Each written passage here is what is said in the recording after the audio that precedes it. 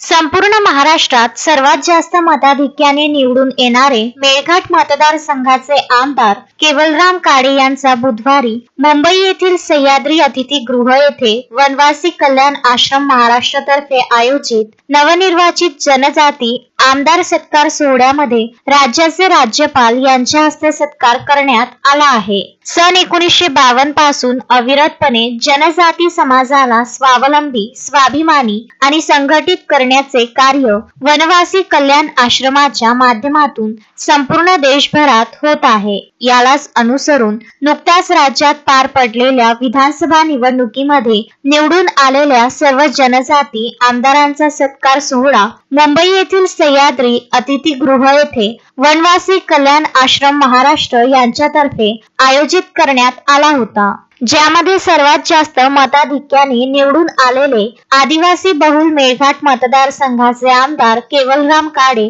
यांचा सत्कार राज्याचे राज्यपाल CP राधाकृष्णन यांच्या हस्ते करण्यात आले। यावेळी महाराष्ट्र राज्यातील निवडून आलेले सर्व जनजाती आमदार उपस्थित होते। राज्यपालांच्या हस्ते निवडून आलेल्या आमदारांना शाल, श्रीफळ व स्मृतिचिन्ह देऊन सन्मानित करण्यात आले। या प्रसंगी अखिल भारतीय वनवासी कल्याण आश्रमचे राष्ट्रीय अध्यक्ष सतेंद्र सिंह, महाराष्ट्र राज्याचे आदिवासी विकास मंत्री प्राध्यापक डॉक्टर अशोक उईके, अन्न व औषध पुरवठा मंत्री नरहरी झिरवाळ व वनवासी कल्याण आश्रमचे पदाधिकारी मोठ्या संख्येत उपस्थित झाले होते। मुंबई येथे आपल्या आमदारांचे राज्यपालांच्या हस्ते सत्कार झाल्यानंतर मेळघाट मतदारसंघातील भारतीय जनता पक्षाच्या पदाधिकाऱ्यांनी हर्ष व्यक्त केला आहे।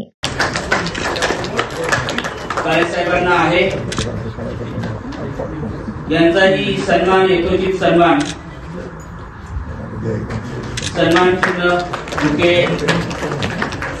एक पुस्तक आणि त्यांचा सन्मान होतो आहे।